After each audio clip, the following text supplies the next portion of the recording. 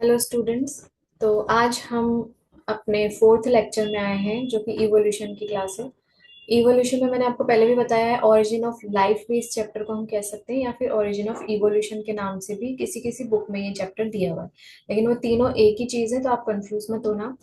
और अब हम आज का अपना फोर्थ लेक्चर स्टार्ट करते हैं, जिसमें अपन लास्ट वाले में हमने पढ़ा था ओपेरिन एंड हेल्डन की थ्योरी। ठीक है, तो आज हम उसके आगे का देखेंगे। तो I am going to share screen in front of you. ठीक है, आपको ये स्क्रीन नजर आ रही है? ओके, इसमें हम लोगों को देखना है यूरे एंड मिलर एक्सपेरिमेंट। तो आज हम बात करेंगे यूरे एंड मिलर एक्सपेरिमेंट के बारे में। तो चलो देखते हैं, ये नजर आ रहा है आप लोगों को क्लियरली, या फिर मैं थोड़ा सा जूम कर देती हूँ ताकि और ज्यादा क्लियर आप लोगों को नजर आएगा ये स्लाइड।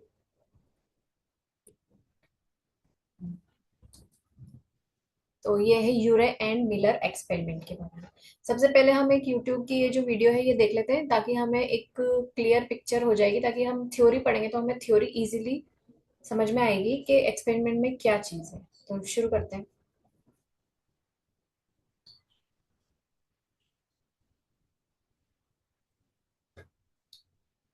जस्ट मिनट, इसकी वॉल्यूम जीरो हो गया है। एक मिनट में वॉल्यूम ऑन करती हूँ इसका। फिर से स्टार्ट करते हैं हम वीडियो।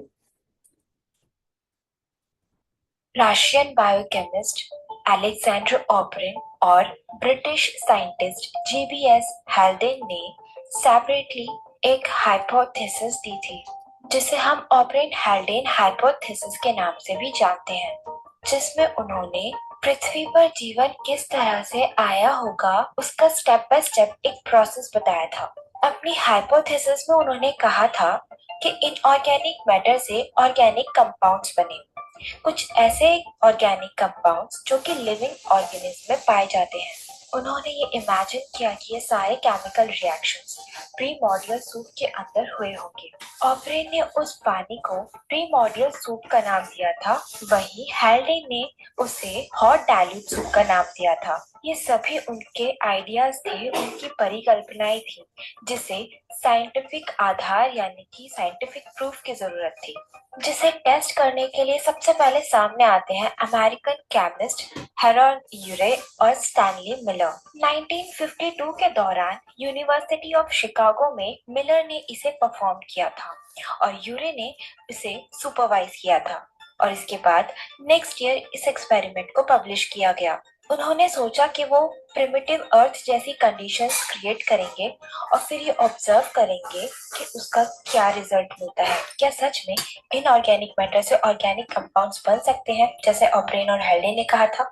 ऑब्रेन हेल्डे हाइपोथेसिस के हिसाब से प्रिमिटिव अर्थ पे ऑक्सीजन नहीं था और पानी लिक्विड फॉर्म में नहीं था, लेकिन वो वाटर वेपर के रूप में अर्थ के एटमॉस्फेयर में प्रेजेंट था। इसीलिए उन्होंने एक फ्लास्क में पानी लिया और उसे बॉईल किया ताकि वो वाटर वेपर यूज कर सके। इसके बाद एक स्पार्क चैम्बर लिया गया जिसमें दो इलेक्ट्रोड्स लगाए गए और उनमें हाई वोल्टेज पास की गई ताकि उनमें स्पार्क हो और वो प्रिमिटिव अर्थ पे गिरने वाली बिजली की तरह काम करे। साथ ही उस स्पार्क चैम्बर में तीन गैसेस यानी कि मीथेन, अमोनिया और हाइड्रोजन गैसेस भी मिक्स की गई। अब इस स्पार्क चैम्बर में वाटर वेपर के साथ साथ तीन गैसेस घूम रही थी और इलेक्ट्रोड से पास होने वाली बिजली एनर्जी सोर्स का काम कर रही थी।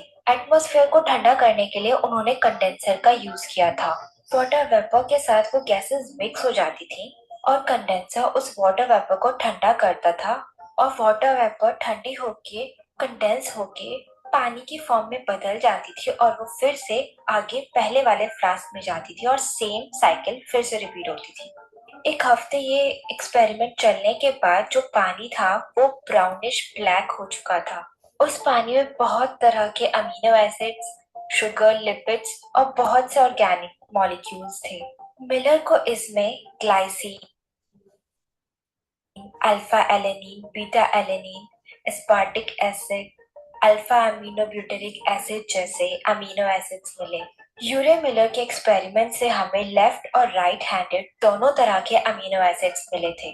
तो ये था यूरे मिलर एक्सपेरिमेंट इस एक्सपेरिमेंट का गोल जीता जागता एक लिविंग क्रिएचर बनाने का नहीं था, बल्कि वो सिर्फ ऑपरेंट हैल्डेन हाइपोथेसिस की पहली कंडीशन को टेस्ट करना चाहते थे कि क्या सच में सिंपल केमिकल से सर्टेन कंडीशंस में अमीनो एसिड्स जैसे कॉम्प्लेक्स मॉलिक्यूल्स बनाना पॉसिबल है या नहीं। और उनके इस एक्सपेरिमेंट से ये साइंटिफिकली प्रूव हो गया कि ऐसा पॉसिबल है। इसके अलावा टॉपिक से हटके अगर एक्स्ट्रा नोट्स की बात की जाए तो यूरे मिलर एक्सपेरिमेंट हमारा फर्स्ट अटेम्प्ट था अमीनो एसिड्स क्रिएट करने का। साइंटिस्ट ये निश्चित रूप से नहीं जानते कि जो गैसेस मिलर ने यूज की थी वो सच में प्रिमिटिव अर्थ पर कॉमन थी या नहीं, या जो एक्सपेरिमेंट मिलर ने क्रिएट किया था क्या सच में वैसा ही एनवायरनमेंट पृथ्वी पर था या उससे अलग था। इसीलिए काफी सारे और एक्सपेरिमेंट्स अलग अलग एनवायरनमेंट्स को क्रिएट करके किए गए। That's all for this video. मैं मिलूंगी। तो ये था हमारा यूरे एंड मिलर एक्सपेरिमेंट के बारे में जो कि हमने देखा अभी। ठीक है, तो अब इसके बारे में हम लोग बात करेंगे कि इसका थ्योरी पार्ट अब देख लेते हैं। वीडियो हमने देख लिया, तो देखो इसमें यही है। अगर आप देखोगे तो आपके नोट्स में भी ये दिया हुआ है कि 1953 में एस ले मिलर इनका पूरा नाम है। ठीक है, एंड इन्होंने एक ऐसा प्रिमिटिव अर्थ के जैसा लैब में ही एक आर्टिफिशियल एनवायरनमेंट क्रिएट किया था, ये चेक करने के लिए कि ओपेरिन एंड हेल्डन ने जो हाइपोथेसिस दी है वो सही है या नहीं। और उसको इनको सुपरवाइज किया था यूरे ने। तो मिलर जो है वो क्या थे, वो स्टूडेंट थे यूरे के। अब इन्होंने क्या किया, एक स्पेशल टाइप का फ्लास्क लिया जिसमें दो ग्लास के फ्लास्क इन्होंने लूप की तरह से लिए, और उसमें एक में हाफ वाटर फिल किया और एक में इन्होंने इलेक्ट्रोड फिट किया, जैसे कि हम लोग डायग्राम में भी देख सकते हैं। और हम लोग इसमें देख चुके हैं पहले भी, आपने वीडियो में जो अभी हमने देखा। ठीक है, तो एक बार हम इसको देख लेते हैं। जस्ट अ मिनट, मेरे को थोड़ा सा इसको छोटा करना पड़ेगा ताकि, पर फिर आप लोगों को नजर सही से नहीं आ पा रहा। अब ठीक है। अब देखिए इसमें गैसेस, हम लोगों ने तीन तरह की गैसेस की हमने पहले भी बात की थी और ये हम अभी भी बात कर रहे हैं कि फ्लास्क में इन्होंने कौन कौन सी गैसेस ली थी। एक तो अमोनिया, मीथेन और हाइड्रोजन गैस। इलेक्ट्रोड्स उन्होंने डाल दिए यहाँ पे डायग्राम में, देखिए ये दो इलेक्ट्रोड्स इन्होंने स्पार्कलिंग के लिए, जैसे कि हमारी लाइटनिंग होती है ना, बिजली वगैरह कड़कती है, उसको शो करने के लिए, क्योंकि ना आर्टिफिशियल एनवायरनमेंट बनाना था। तो अब कैसे शो करेंगे, ठीक है, बिजली कैसे शो करेंगे कि बिजली कड़कती है स्काई में। तो उन्होंने दो टंगस्टन के इलेक्ट्रोड्स लिए थे जो कि हाई फ्रिक्वेंसी के स्पार्क जो है वो रिलीज करते हैं। ठीक है, बॉइलिंग वाटर इन्होंने लिया और इन्होंने कंडेंसर लिया। कंडेंसर इसलिए लिया ताकि जो भी बॉइलिंग वाटर है उससे स्टीम जब रिलीज होगी तो स्टीम जो है वो कंडेंस होगी, यानी कि धुआं बन के फिर वो पानी में कन्वर्ट हो जाए। ठीक है, तो इस तरह से इन्होंने ये वाला पूरा लिया। और हम सेटअप, आपको आप देख रहे हो, ये देख लीजिए आप सेटअप, थोड़ा सा बड़ा कर देते हैं इसको हम। ठीक है, दिख रहा है आपको इजीली। ठीक है, अब देखो इसमें इन्होंने क्या किया है कि जो लोअर चैम्बर है, ये वाला लोअर चैम्बर, इसमें बॉइलिंग वाटर लिया है। वाटर, बॉइलिंग वाटर यानी कि यहाँ पे कंटिन्यूसली वाटर बॉईल हो रहा है। ठीक है, वाटर वेपर क्रिएट हो रहा है, स्टीम क्रिएट हो रही है, यहाँ पे एक वैक्यूम पंप लगा दिया, वो स्टीम आगे की तरफ बढ़ रही है। बढ़ने के बाद यहाँ पे स्पार्क डिस्चार्ज करवा दिया। ठीक है, और उसमें फिर ये गैसेस ली, methane, ammonia, water vapour and hydrogen gas, ये चार गैसेस ले ली। कंडेंसर ले लिया, जो कि यहाँ पे जो भी गैसेस आएंगी वो कंडेंस होके पानी की बूंदों में बदल जाएंगी, वाटर ड्रॉपलेट्स बन जाएगा। और ये वाटर ड्रॉपलेट्स जो है इनमें क्या क्या है, ऑर्गेनिक कंपाउंड्स यानी कि कार्बन, हाइड्रोजन, ऑक्सीजन जैसे इसमें ठीक है कंपाउंड्स हैं जो कि इनसे बने हुए हैं। नेक्स्ट इन्होंने ये कलेक्टिंग ट्रैप ले लिया एक, जहाँ पे इन्होंने इसको वाटर को पूरा ट्रैप किया है। और इसको इन्होंने शो किया है ओशियन की तरह, जैसे ओशियन में पहले जब टेम्परेचर ज्यादा था अर्थ का तो ओशियन में पानी उबलता रहता था, बॉइलिंग वाटर रहता था। तो यही सारी चीजें इन्होंने इसमें शो की है, जो कि हम इस डायग्राम में आराम से इजीली हम देख सकते हैं।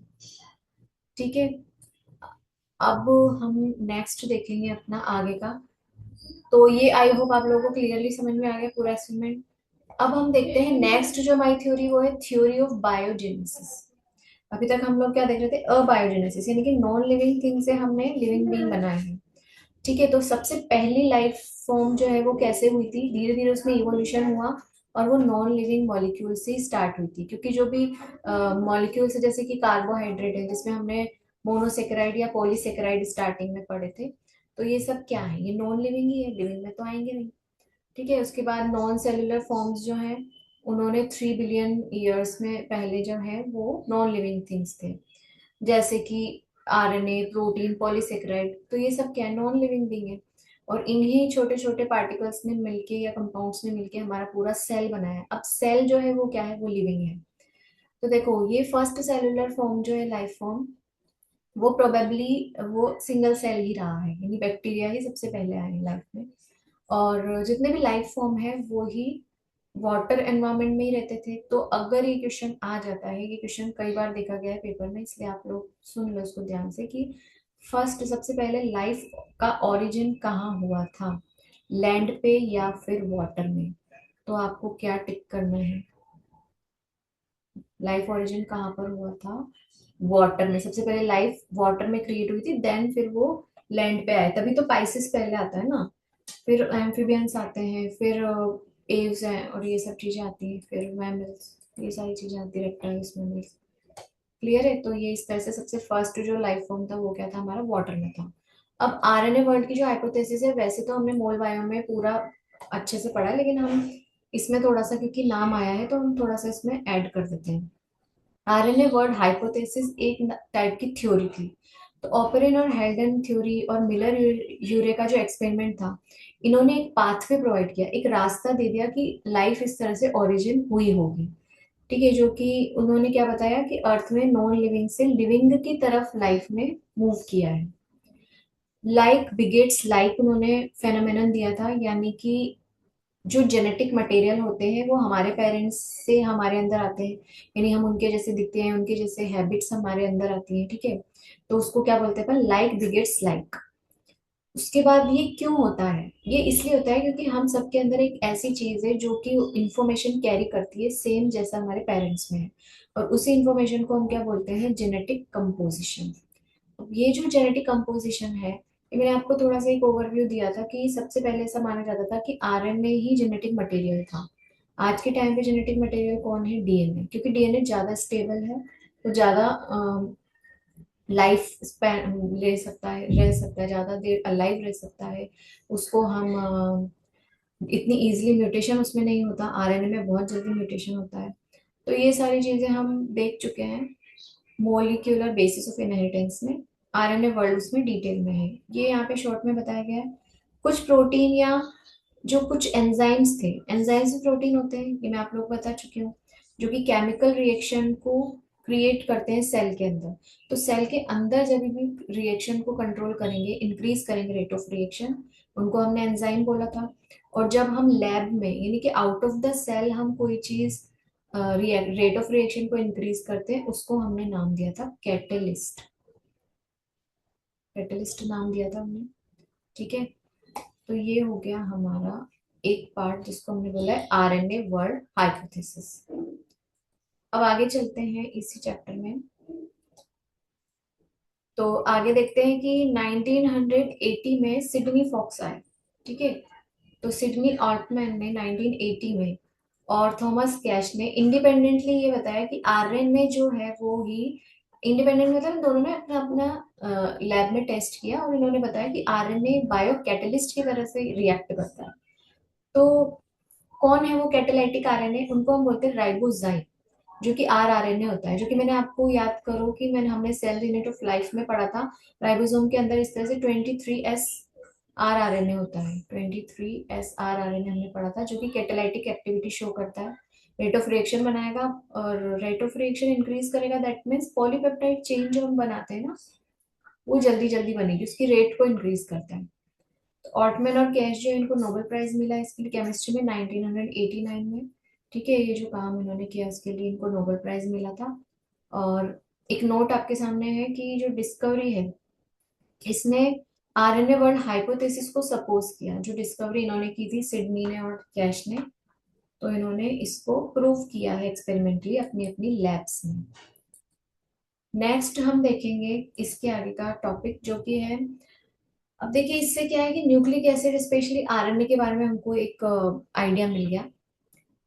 तो सबसे पहले जो साइंटिस्ट थे, कार्ल वूस और Francis Crick and Leslie Orgel, 1960 में इन्होंने पहले ही राइबोसोम की, सॉरी राइबोजाइम की, राइबोसोम अलग है याद रखना, सेल ऑर्गेनेल है, राइबोजाइम जो कि आरएनए है और वो कैटलिस्ट की तरह से एक्ट करता है, तो राइबोजाइम बोलते हैं। एंजाइम का ई हटा दिया और राइबो लगा दिया तो राइबोजाइम। ठीक है, तो ये तीनों ने जो है पहले ही डिस्कवरी कर दी थी, बस उसको एक्सपेरिमेंटली प्रूव किसने किया था, आर्टमैन ने और कैश ने। ठीक है, अब आरएनए जो है वो सभी लिविंग सेल्स में मिलता है, हमें पता है। इसका इवोल्यूशन बहुत फास्ट होता है क्योंकि म्यूटेशन की रेट रेप्लिकेशन और कैटालाइसिस का बहुत फास्ट होता है। ये बिल्कुल डीएनए के जैसा ही स्ट्रक्चर में दिखाई देता है, बस ओनली इतना बताया गया है कि थायमिन की जगह आरएनए में क्या मिलेगा, यूरेसिल, और इसमें डीऑक्सीराइबोज यानी कि 2' पे ओएच ग्रुप एब्सेंट होता है। ठीक है, और इसमें 2' पे ओएच प्रेजेंट होता है आरएनए के अंदर। ठीक है, मैं आरएनए के बारे में बता रही हूँ और ये है हमारा डीएनए। तो सिर्फ यही दोनों में बेसिक डिफरेंस है। और हाँ, डीएनए जो डबल हेलिकल होता है और आरएनए यूजुअली सिंगल स्ट्रैंडेड होता है, ये डबल स्ट्रैंडेड होता है। डीएनए को, हालांकि डीएनए स्टेबल है लेकिन डीएनए किससे आया है, इट कम्स फ्रॉम आरएनए, तो आरएनए से ही डीएनए की डिस्कवरी हुई है। जैसे हम आए हैं मंकीज हमारे एंसेस्टर है, वैसे ही डीएनए का एंसेस्टर कौन है, आरएनए। ठीक है, अब जो थ्योरी आती है वो आती है ऑर्गेनिक इवोल्यूशन की। ऑर्गेनिक इवोल्यूशन हम देख लेते हैं। ऑर्गेनिक इवोल्यूशन में देखो क्या बताया है, ऑर्गेनिक इवोल्यूशन में जो टर्म आई है इवोल्यूशन, इवोल्यूशन जो है, इवोल्यूशन का मतलब होता है, ई मीन्स फ्रॉम एंड वॉल्वे मतलब मीन्स रोल, यानी कि अनफोल्डिंग ऑफ नेचर, यानी कि नेचर को अनफोल्ड करना, किस तरह से धीरे धीरे बैक्टीरिया से अलग अलग तरह के जो है बहुत सारे आर्की बने, आर्की से फिर और भी एनिमल्स बने, तो ऑर्डरली उनमें चेंज आया है एक फॉर्म से दूसरे फॉर्म में। ठीक है, प्लांट्स से एनिमल बने तो एक फॉर्म से दूसरे फॉर्म में चेंज आया है, इसकी वजह से डिसेंडेंट्स आते हैं और डिसेंडेंट्स अलग दिखते हैं एंसेस्टर्स, जैसे हमारे एंसेस्टर्स थे मंकी, लेकिन क्या हम मंकी के जैसे दिखते हैं, क्या नहीं दिखते। ठीक है, तो इसीलिए हम कौन हो गए, डिसेंडेंट्स हो गए, और मंकी कौन है, हमारे एंसेस्टर। ठीक है, उसके बाद आता है ऑर्गेनिक इवोल्यूशन जो है, वो उसको डिफाइन कैसे करेंगे हम, वो स्लो और ग्रेजुअल प्रोसेस, यानी कि बहुत ही धीरे धीरे होता है और कंटिन्यूअस होता है, उसमें कोई रिवर्सिबल चेंज नहीं होगा, यानी ह्यूमन से दोबारा मंकी बनेगा क्या, नहीं। मंकी से एक बार ह्यूमन बन गया, अब ह्यूमन ह्यूमन जो है वो अपनी ही प्रोजनी बनाएगा और दोबारा वो मंकी नहीं बन सकता। ठीक है, तो इसीलिए कॉम्प्लेक्स फॉर्म आज जो है वो ह्यूमन कॉम्प्लेक्स है, और वो कहाँ से आया है, सिंपल फॉर्म से आया है। ठीक है, उसके बाद चार्ल्स डार्विन करके एक साइंटिस्ट थे, जिन्होंने, आपने नाम भी सुना होगा, काफी ये पॉपुलर थे। इन्होंने इवोल्यूशन की थ्योरीज दी थी, डिसेंडेंट विथ मॉडिफिकेशन, यानी कि ह्यूमन आया तो है, ये डिसेंडेंट है, लेकिन उसमें बहुत सारे चेंजेस आए हैं, उन जनरेशन टू जनरेशन वो चेंजेस पास हुए हैं, इसीलिए उनमें फिर क्या हुआ, मॉडिफिकेशन आ गया। ठीक है, यानी कि वो ओवर टाइम वो धीरे धीरे फिर वो बिल्कुल ही चेंज हो गए, यानी मंकी से बिल्कुल अलग दिखने लगे।